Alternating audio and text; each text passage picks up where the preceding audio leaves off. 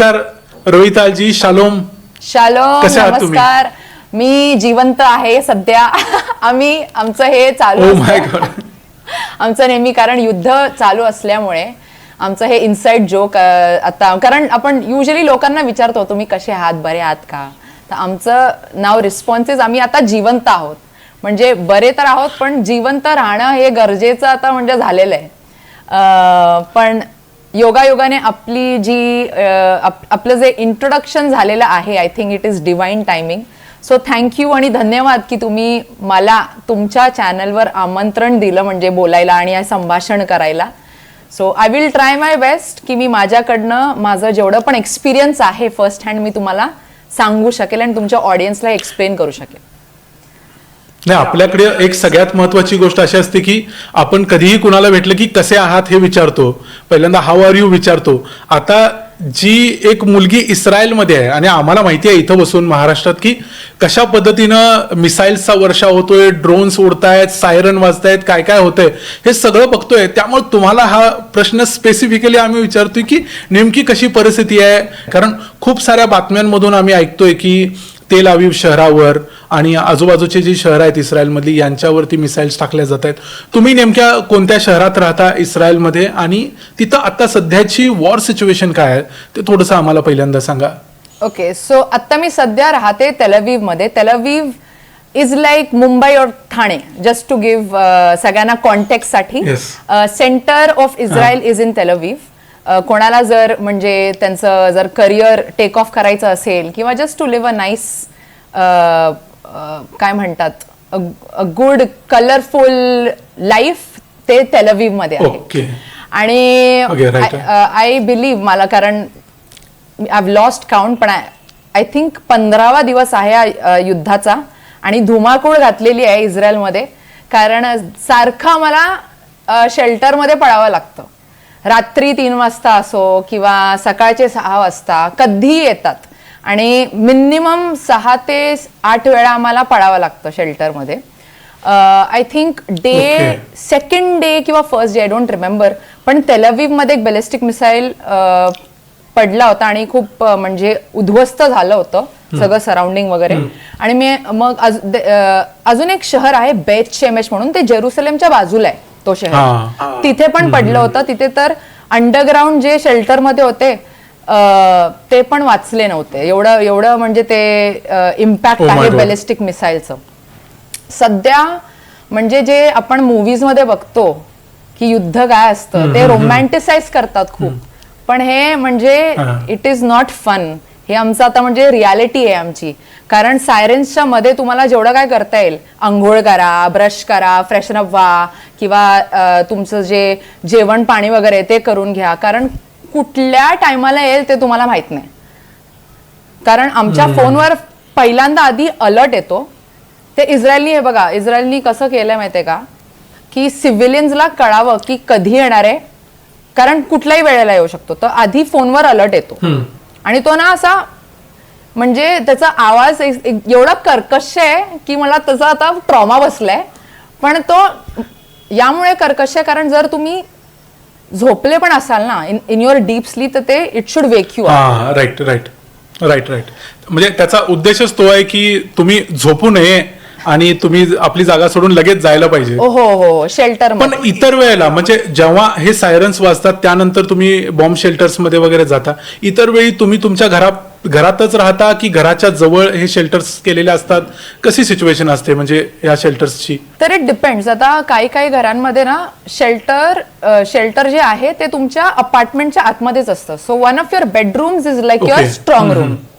पण जे old buildings आहेत ना त्यांच्यात नव्हते त्या टायमाला, तर ते बंकर -1 मध्ये असायचं त्या सेम बिल्डिंग मध्ये, किंवा कम्युनिटी म्हणजे तुमच्या ज्या नेबरहुड मध्ये जे असतं कम्युनिटी शेल्टर तिथे पळावं लागतं. तर मोस्टली आता लोक काय करतात, कारण हे जरा 7 ऑक्टोबर 2023 पासून जरा फ्रिक्वेंट व्हायला लागलंय हे युद्ध. हमास सोबत झालं, मग इराण सोबत लास्ट इयर पण झालं होतं. तर खूप लोक आता जेव्हा भाड्यावर घेतात ना घर, ते शेल्टर सोबतच घेतात, कारण मग 10 वेळा पळायला नको. म्हणजे तुमचं जे बेडरूम आहे ते तुम्ही स्ट्रॉंग रूम म्हणजे you can make your strong room as your bedroom. तर रात्री 3 वाजता पण जर अलर्ट आले तर म्हणजे पळायला नको. ओके, म्हणजे दॅट्स न्यू रियालिटी. म्हणजे आज हे नवीन कळ, कारण आपल्याकडे इकडं काय करतो आपण, कुठलं तरी घर घेताना काय बघतो, पार्किंग मिळणार काय, घरासोबत आणखी काय काय किती गॅलरीज मिळणार. इस्रायलमध्ये घर घेताना घरासोबत एक शेल्टर सुद्धा घ्यायला पाहिजे. हो हो हो, स्ट्रॉंग रूम घ्यायला पाहिजे. हो, आणि ऑफकोर्स त्याचं म्हणजे भाडं जास्तीच असतं, कारण ते त्याचं जे स्ट्रक्चर आणि कन्स्ट्रक्शन ते इट इज बेस्ड ऑन काय म्हणतात, Tel Aviv is the most expensive city. पण म्हणजे सेफ्टीच्या पुढे काही नाही. So people are willing to pay that kind of money to stay alive. तसं झालंय ते. Right right right right, exactly. आणि एवढं महत्वाचं शहर असल्यामुळं इट इज टार्गेट नंबर 1 हो फॉर इराण. येस, कारण आम्ही जे न्यूज मध्ये वगैरे वाचतोय की मोस्टली दी इंटरसेप्टेड मिसाइल्स और intercepted drones are falling near Tel Aviv. So iron dome is working. That's the great thing. बापरे. म्हणजे आमचे जे प्रार्थना असतात ते असतात IDF आणि आयर्न डोमला आधी, कारण ते सुरक्षित ठेवतात ना आम्हाला. आमचे why do we pay so many taxes, कारण ते सगळे आमचे टॅक्सेस जातात डिफेन्स मध्ये आम्हाला सुरक्षित ठेवायला. तर ऑफकोर्स आम्ही परमेश्वराला करतोच प्रार्थना, पण म्हणजे IDF जे माणसं हे डे अँड नाईट काम करतात टू कीप अस सेफ, म्हणजे त्यांना आमचे म्हणजे खूप रिस्पेक्ट आहे त्यांच्यासाठी. आणि हे तुम्ही बोला, कंटिन्यू करा. आणि तेल अवीव का, म्हणजे it is the main target. कारण कन्सिडर आपल्या भारतात दिल्ली किंवा मुंबई किंवा बँगलोर, कारण पॉप्युलेशन जास्ती आहे, खूप लोक आहेत, आणि प्लस इथे इंटेलिजन्स सेंटर्स पण आहेत. म्हणजे खूप शहरात आहेत पण तेल अवीव मध्ये पण आहे. आणि तेल अवीववर हमला केला म्हणजे it is like a statement. तसं आहे ते. राईट. आता हे तुमचे रोजची वॉर सिच्युएशन आहे, मग तुम्ही बाहेर कसं पडता, तुमचा एखादा असा एक्सपिरियन्स सांगा आम्हाला चटकन, की बॉम्ब पडणार आहे ही गोष्ट. म्हणजे एखादी छोटी मोठी घटना आपण इमॅजिन करू शकतो, पण आपण घराच्या बाहेर पडलोय आणि सायरन वाजलाय आणि आता बॉम्ब पडू शकतो, एखादी मिसाईल पडू शकते, काही होऊ शकतं. ही सिच्युएशन किती टेन्शनवाली असते. आणि अशी एखादी गोष्ट तुमच्याबरोबर रिसेंटली झाली असेल तर ती एक सांगा. म्हणजे रिसेंटली म्हणजे हे रोजच होतं, कारण मला तर बाहेर पडावंच लागतं, नाहीतर आय विल गो क्रेझी. मी कसं म्हणजे घर कोंबडी, that is not me. I have to step out. म्हणजे कॉफी प्यायला किंवा आपलं म्हणजे जेवण खाणं आणायला, कारण युअर लाईफ डझंट स्टॉप है ना. बॉम्ब तर पडत राहतील, मिसाईल तर पडत राहतील, पण युअर रेग्युलर लाईफ जे असतं ते मूव्ह ऑन व्हायला हवं. तर आता हो, तर आज सकाळीच झालं माझ्यासोबत. ऍक्च्युली काल रात्री बॅक टू बॅक सायरन्स होते पाठोपाठ. तर झोप तर झालीच नाही पूर्ण, पण I need my morning coffee. तर मी पडले बाहेर माझं मॉर्निंग कॉफी घ्यायला, आणि मग कॉफी घेतल्या घेतल्या फोनवर अलर्ट. आणि कसं आहे माहितीये का, सगळीकडे सगळ्या बिल्डिंग मध्ये शेल्टर नसतं. Again like I told you, नवीन असतील त्याच्यात असतं, जुने असतील त्याच्यात नसतं. तर मग शोधावे लागतात की कुठे आहेत. आता सवय झाली आहे तर मला माहितीये की कुठल्या एरियामध्ये कुठे शेल्टर आहे ते मला माहितीये.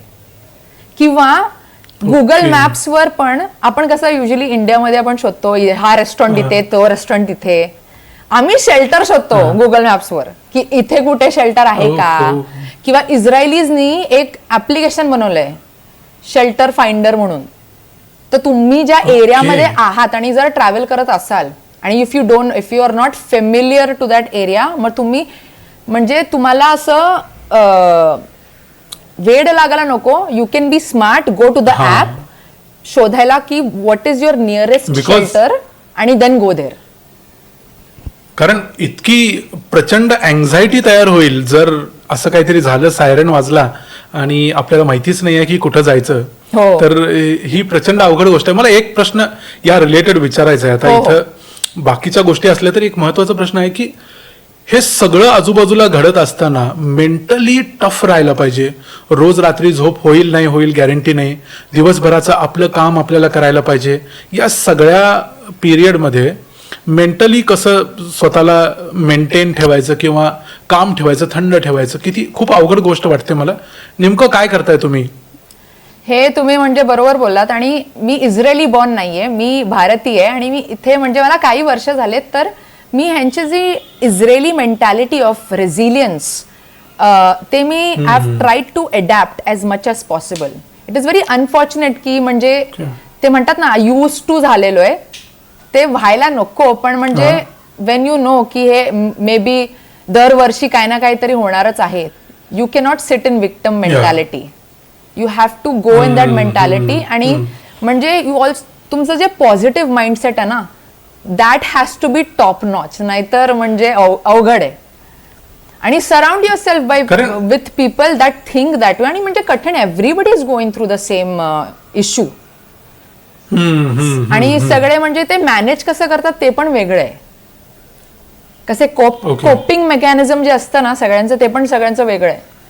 पण जर तुम्ही हात धरून, not quite literally but you know in spirit जर केलं तर म्हणजे यू कॅन गेट थ्रू. पण अवघड आहे म्हणजे, कारण यू डोंट नो की उद्या will you get an opportunity की तुम्ही तुमच्या आई वडिलांशी बोलू शकता की नाही, किंवा तुमचे जे फ्रेंड्स आहेत you will see them another time.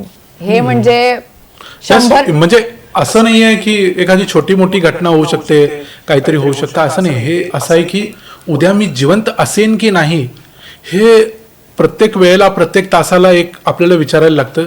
आणि अशा घटना तुमच्यासोबत घडलेल्या आहेत, याच्या अगोदर देखील तुम्ही यातनं गेलेला आहे.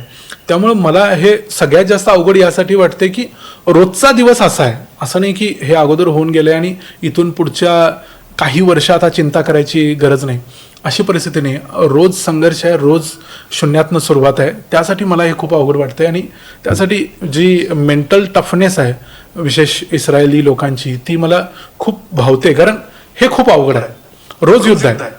आणि हे युद्ध इस्रायलच्या आयुष्यात 80 वर्ष झाली. त्यामुळं पुढे पण म्हणजे आम्ही एक्सेप्ट केलेलं आहे की हे पुढे पण होणारच. पण लाईफ डज नॉट स्टॉप. आणि जे आपण बोलतो ना हिंदीमध्ये किंवा भारतात, कल किसने देखा है, हे खरंच म्हणजे आम्हाला तसंच जगावं लागतं. कल किसने देखा है. कारण म्हणजे माझे खूप सारे मित्र मैत्रिणी म्हणजे त्यांना इम्पॅक्ट झालेले आहे, त्यांचे घर वगैरे म्हणजे सगळे उद्ध्वस्त झालेले आहेत. तर म्हणजे कठीण आहे थोडंसं. बट यु नो माझा असा विश्वास आहे की यु नो देवाचा आशीर्वाद आहे. आपले मित्र मैत्रिणी, आपले जे बालमित्र सगळे जे आहेत ॲटलिस्ट भारतात आणि इस्रायलमध्ये, सगळ्यांचा आशीर्वाद आहे आमच्यावर. So hopefully we should be okay. Yes yes, definitely. भारतात खूप सारे लोक आहेत ज्यांचा आशीर्वाद आहे तुमच्यासोबत. धन्यवाद.